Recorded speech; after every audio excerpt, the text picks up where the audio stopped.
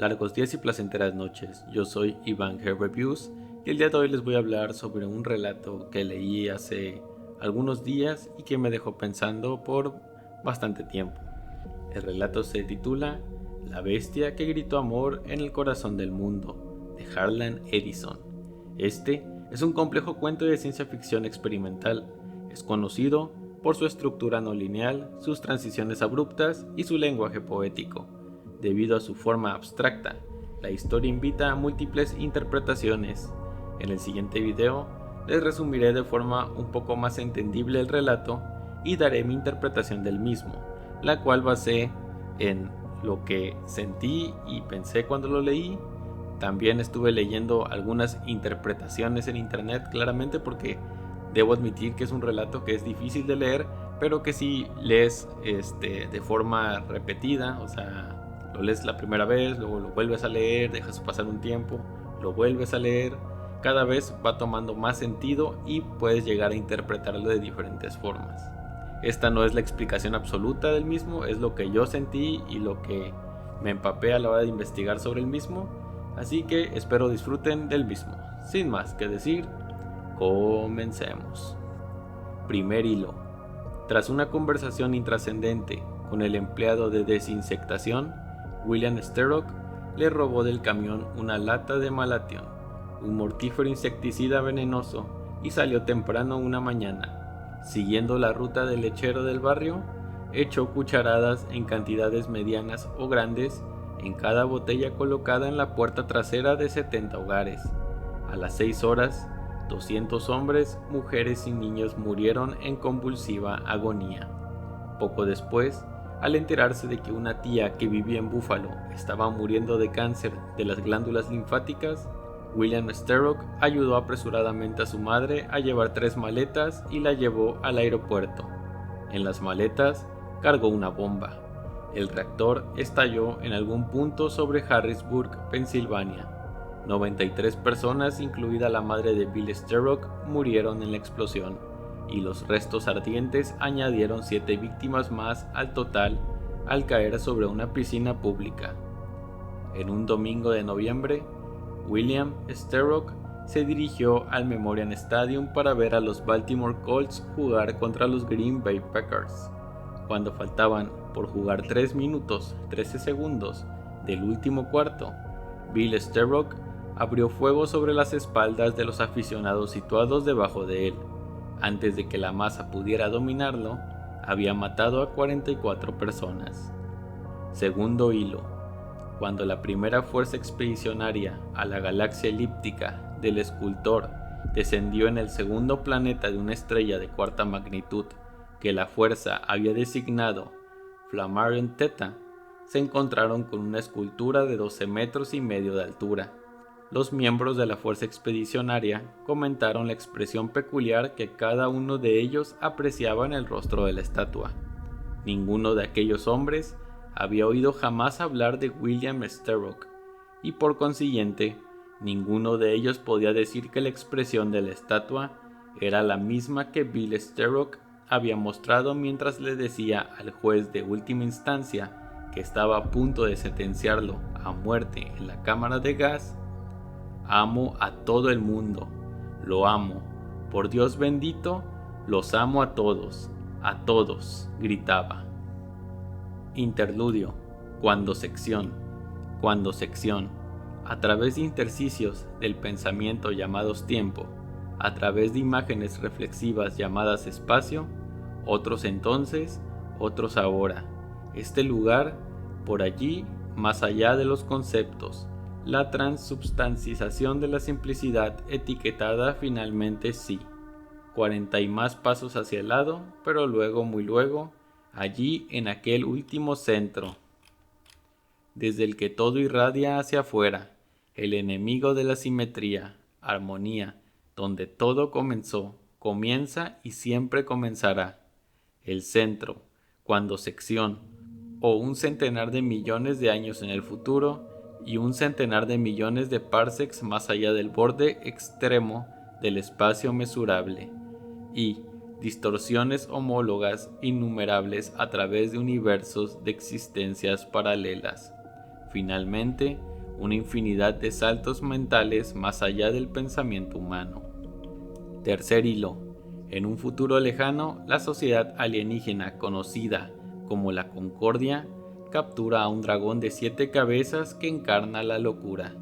Lo tenían sumergido en una sustancia ámbar que le ceñía confortablemente. Si hubiera estado en una era mucho más primitiva, en otro mundo o en otro continuo, simplemente se hubiera hallado atado a un lecho de hospital. Pero el dragón estaba atrapado en éxtasis en un nivel rojo. ¿Cuándo sección? Estaba esperando para ser drenado. Después aparecen 2 personajes, Lina y Zemp. Zemp, el descubridor del drenaje, y su más elocuente némesis, Lina, que buscaba la pública elevación al cargo de procurador. Ambos se detuvieron directamente enfrente y por encima del maníaco. Lina quería convencer a Zemp de drenar al maníaco. Este último no está de acuerdo. El drenaje básicamente es extraer la demencia y la maldad del dragón. Zemp no quiere porque teme que ocurra un desastre para todos y para los demás lugares, a través de los tiempos pasados. Dice que es como limpiar su nido echando la suciedad a todos los otros nidos. Lina se justifica diciendo que es por el bien de ellos y su supervivencia y admite que también quisiera drenar eso. Zemp dice que puede drenar cualquier cosa, pero quizá no valiese la pena vivir por lo que quedase. Zemp ruega por no hacerlo una última vez. Dice que la Concordia no tiene por qué utilizarlo ahora. Pide hacer algunos experimentos más, pues quiere ver hasta qué distancia se dispersa aquello que extraen y cuánto daño puede causar. Pero Lina se negó. El dragón o el maníaco es drenado y el remanente que queda atrás después del drenaje es un hombre. Zemp luego revela que los aspectos drenados fueron enviados a otro lugar y no contenidos en un tanque como estaba planeado. Lina, presa del pánico, exige saber a dónde se han enviado los aspectos, pero Zemp solo le pregunta si ama a su prójimo. Lina, desesperado, pregunta a cuál, cuándo o dónde se fue aquella esencia, pero Zemp no le responde. Cuarto hilo. En el año 452, Atila el Huno se dirigía hacia Roma con intenciones de saqueo. Sin embargo, en un giro inesperado se encontró con el Papa León I, y tras su intervención decidió retirar sus tropas. Este evento ha sido objeto de especulación histórica, ya que las razones detrás de la retirada de Atila no están claramente documentadas. Ellison reinterpreta este suceso histórico a través de una lente de ciencia ficción y metafísica. Introduce el concepto de Dejam Karet, una expresión de Indonesia que significa la hora que se estira, para describir una distorsión del tiempo y la realidad. Según el relato, una línea de fuerza emanada desde un centro atraviesa el tiempo y el espacio, afectando las mentes durante milenios. En el momento del encuentro con el Papa León I, esta línea de fuerza se corta repentinamente. Atila experimenta un dolor intenso como si su mente se retorciera dentro de su cráneo. Sus ojos se nublan y luego se aclaran, tras lo cual ordena a su ejército retirarse. El Papa, atribuyendo este milagro a la intervención divina, agradece a Dios y a la memoria viva de Cristo Salvador. Quinto hilo. Zemp, traidor a su raza, flotaba ante la Concordia. Su amigo, el hombre que ahora buscaba su flujo final, Lina, era el procurador de la audiencia. Zemp fue condenado por sus acciones durante el drenaje. La idea era contener la locura, no soltarla al exterior en un cuándo y dónde que no conocen. En una última conversación se nos explica que Zemp quiso destruir el drenador, pero Lina lo detuvo. Lina dice que con el drenado habría esperanza para los del centro, o sea, Concordia y las razas que lo componen. Y Zemp le pregunta que si también la habrá para ellos, los del exterior.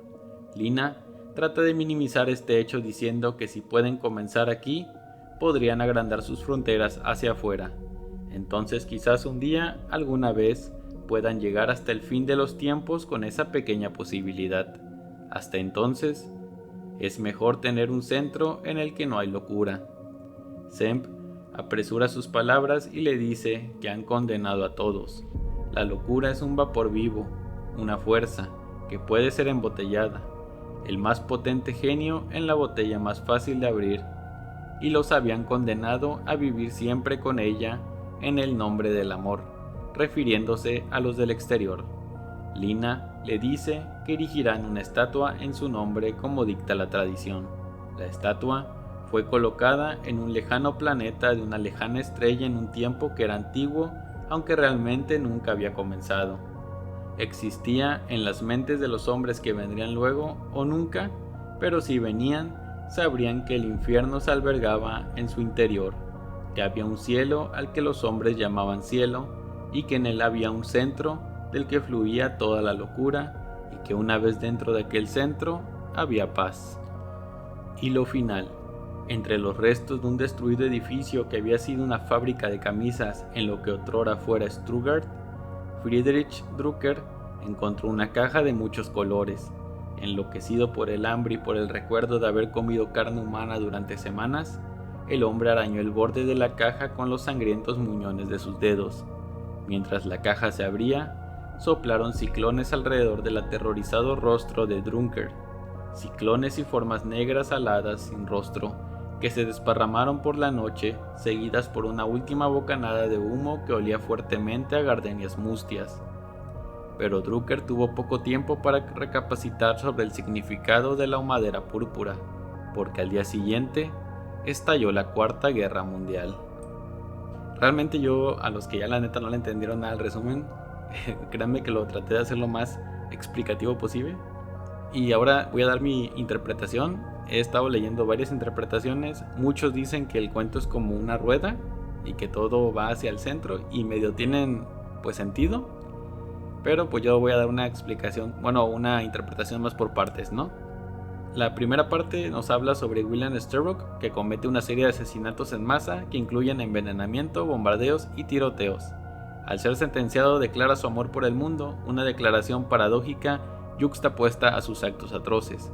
Este hilo subraya el tema de la expresión de amor incomprendida o corrompida y la delgada línea entre el afecto y la destrucción. Si bien no se nos da pues mucho contexto de Sturrock o su estado mental, él al final comenta que ama a la humanidad, cosa pues que no, sus actos no reflejan lo mismo, pero bien podría ser que su mente vea esta violencia y destrucción como una forma de amor. Algo bastante complicado. Yo siento que es el pasaje más fuerte del relato. Y después tenemos un futuro lejano, donde la sociedad alienígena conocida como la Concordia captura a un dragón de 7 cabezas que encarna la locura. 2 científicos extraen la esencia del dragón con la intención de contenerla. Sin embargo, Semp, preocupado por la implicación de almacenar dicha esencia, pues la libera en el cosmos. Este acto conduce a su ejecución, pero Lina más tarde lo conmemora con una estatua. Esta narrativa explora los dilemas éticos en las prácticas científicas y las consecuencias imprevistas de intentar aislar y descartar los aspectos negativos de la existencia. La frase más poderosa es cuando Semp dice que puedo drenar todo, pero no sabe si valdrá la pena lo que queda, dando a entender que la maldad tiene un equilibrio con la bondad del hombre y la existencia, y con pura bondad no tenemos nada. También la historia nos presenta la cuandosección, un concepto metafísico que denota la intersección del tiempo, las posibilidades y los resultados. Esta idea se manifiesta en acontecimientos históricos, como la inesperada decisión de Atila el Huno de no atacar Roma, lo que sugiere que la esencia liberada de la locura influye en momentos cruciales de la historia. Este hilo enfatiza la naturaleza no lineal del tiempo y el impacto generalizado de las acciones más allá de su contexto inmediato. El hilo final nos habla de una tierra posapocalíptica. Un individuo trastornado descubre una caja que contiene la esencia de la locura previamente almacenada. Al abrirla, la esencia se desata precipitando la Cuarta Guerra Mundial. Esta culminación ilustra la naturaleza cíclica de la violencia y la idea de que la malevolencia reprimida o ignorada puede resurgir con consecuencias devastadoras. Esta innovadora narrativa de Ellison ganó el premio Hugo al mejor cuento en 1969, consolidando su lugar como una obra seminal en la literatura de ciencia ficción. Si tienen alguna otra interpretación o una interpretación propia que deseen compartir, los espero leer en los comentarios. Realmente no espero que este video consiga muchas visitas porque es una historia que muy pocos comentan. De hecho, estuve buscando en internet y no encontré mucha información sobre la misma. Pero pues espero que con esto pues busquen más historias de Harlan. Por ejemplo, quiero leer la del pájaro de la muerte o Un chico y su perro. Pero pronto lo voy a hacer, ya que esta historia, si bien es corta y no tiene mucha... es complicado de entenderle, sí te deja pensando mucho y pues esto ya denota la maestría de Ellison. Entonces, espero les haya gustado el video, dejen su like, compartan. Yo soy Iván G Reviews y recuerden, hay otros mundos aparte de este.